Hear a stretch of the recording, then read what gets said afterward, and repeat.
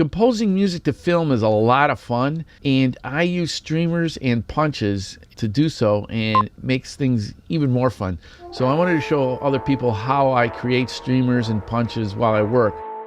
Streamers and punches were created back in the day to allow composers to sync live orchestras to pictures and not use a click track, which is kind of cool because they could free time, or they could vary the tempo and still make all the hits on the screen that they wanted to hit. Composers would grab a work print, which was a down and dirty copy of an edited film that they were contracted to score, and they would view it through a Moviola or some other ancient device.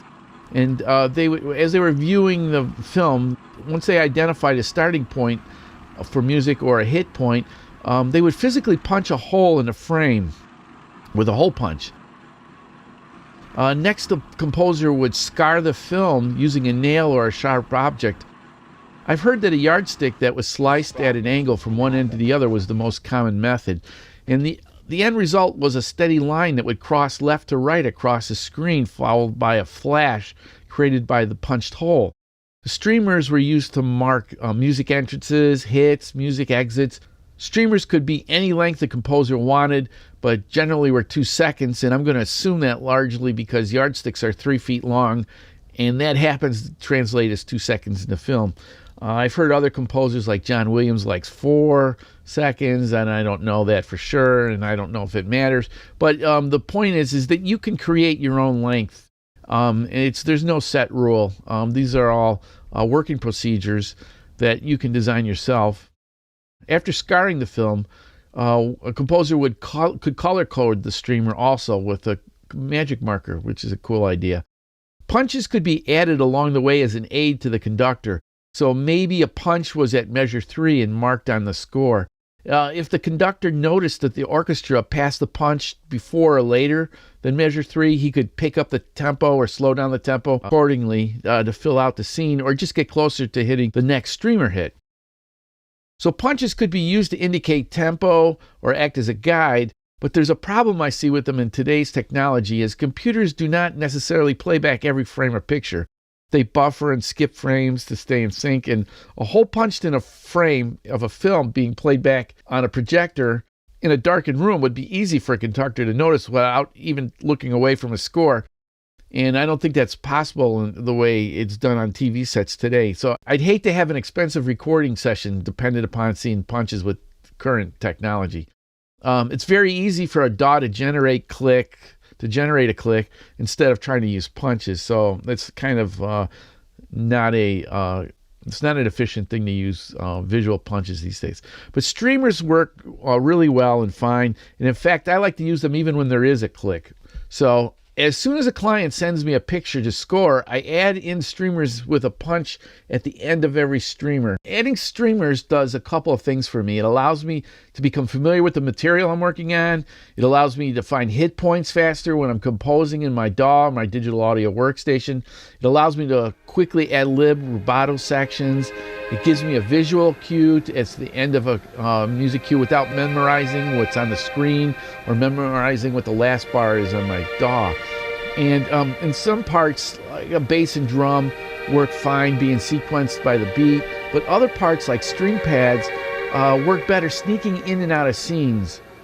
Streamers allow me to use MIDI faders much more effectively. Also, if you have other musicians coming by to play live parts or ad-lib to your film score, you'd be surprised how fast they adapt to the streamers and how much fun they have working with them. And you don't have to be constantly telling them, all right, you got to be out before this person does this, or the scene changes that, or the car pulls away. They can see the streamer and they know it. It'll speed up that process. All in all, streamers speed up the composing process for me tenfold. So let me show you how I do it with a simple video editing program. If you are serious about scoring music to picture, you really need to have some picture editing skills in a program that you can work in. And because I can't tell you the number of times I've needed to edit picture to fix some problem. Anyways, I use a light version of Sony Vegas called Movie Studio. I'm sure you can figure out how to recreate these techniques in any consumer level video editing program. And I like Vegas because it imitates many audio programs, and as a musician, it's easier for me to get my head around this program. So now the quickest, easiest way to create a streamer is to Split the picture into 2 clips. Drag the bottom of the clip on the right over 2 seconds, creating a 2-second crossfade. And if you do this correctly, it does not change the picture at all. It just overlaps the picture 2 seconds over itself. Then you just drop in a transition in the crossfade that imitates a streamer. Vegas has a transition called a push. And here's push in right with a yellow border. And once I drop the transition, though, I can edit the color of the border. The problem with this is you're messing with the picture timeline, and it is a very labor-intensive process if you have lots of streamers to put in. And it can become very tedious. And if you're like me, I tend to lose concentration. I'll goof up the picture timeline, and that'll cause a lot of trouble. So a better way I've developed this is, first thing I do is, on another video track, I drop in a text video element from the media generation section of Vegas. I then delete all sample text, leaving the clip totally transparent video. I shrink the clip to be exactly 4 seconds long.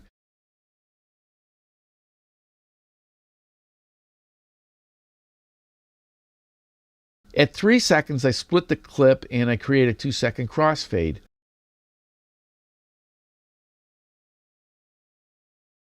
I drop the push transition into the crossfade.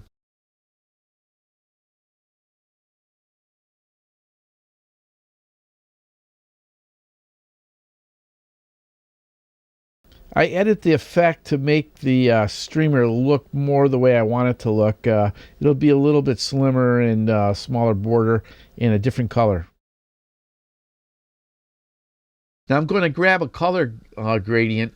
And honestly, I don't know what a color gradient is supposed to do or what it is. If I was a video editor, I might. But this works. I grab a elliptical ring and make it 1 frame long, and I place it at the end of the streamer. And this is going to act as a punch. And I will not always see the punch in playback, but when I'm scrubbing for a frame in my DAW, I'll be able to find the frame or the hit point way quicker.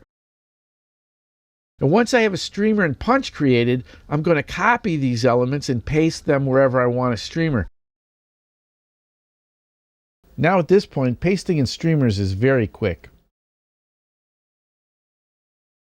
Every time I paste, Vegas is going to ask me if I want to create a copy or create a reference. I want to create a copy because if I create a reference, every time I change the color or edit a streamer, Vegas is going to do the same to all other references. And I don't want that.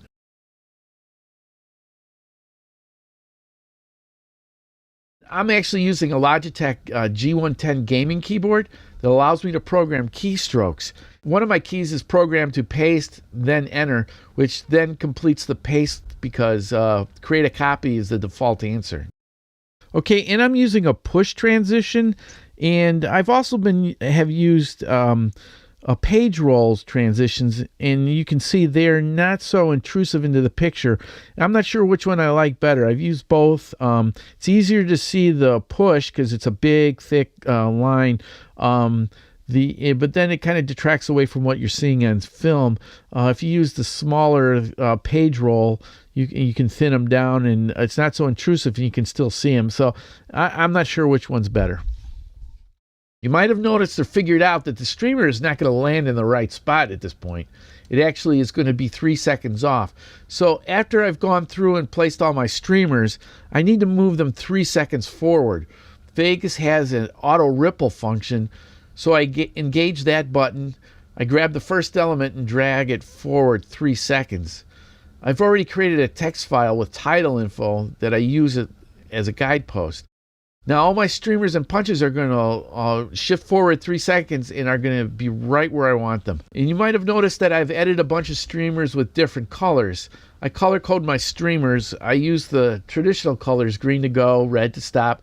I believe it has been tradition to use white on hits in between, but I use gold to indicate dialogue, purple for a mournful scene, and I actually use white for the end of a segment on TV shows. Usually you want to build the music and tension leading up to a commercial break that entices the viewer to come back. So when I see a white streamer, I know the music has to be white hot to the end of the segment. So you can create your own color system. Just let anyone else you are working with in on what it is, and everything will work fine. If the streamers overlap, I will insert another video track and paste the streamer there. Again, you can see how fast it is now to paste in streamers. Okay, let's run through an example. This is going to be overstreamed, but I'll do this anyways here. So let's say we're spotting the scene with a director, and for this example, I'm going to make up a story as we go. Make up a backstory as we go. This is a horror story. Let's say these two guys walk into the bait shop and they are in trouble, and now they're in trouble. They are being stalked and watched. The director wants the audience to know that things are going bad, so start the music when they enter through the door. Here's an old school music scoring tip. The door makes a lot of noise and is a good place to sneak music into a scene. Also, the scene change is a very good enter point. Say this music supervisor wants music hits on whenever there's a hint. So, yuck. We see the cross on the bread. He says it's salt. We look at bait and we want a story theme because the guys are now ironically bait, you know, so. And then there's dialogue. This place is hopping, huh? Where's everybody? I guess they're all dead. And then we're going to go to the end of the scene. Halloween's tomorrow. I'll do a quick, simple score with a harp and a string patch. The bell seems to ring in the key of D. And I start in D minor.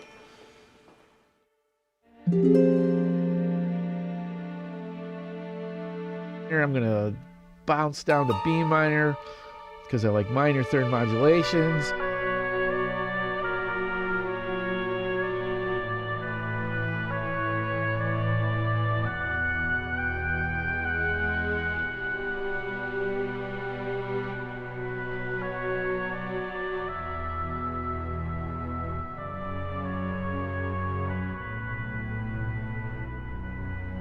And then we're going to go out of the scene. So there it is. That's how I use punches and streamers.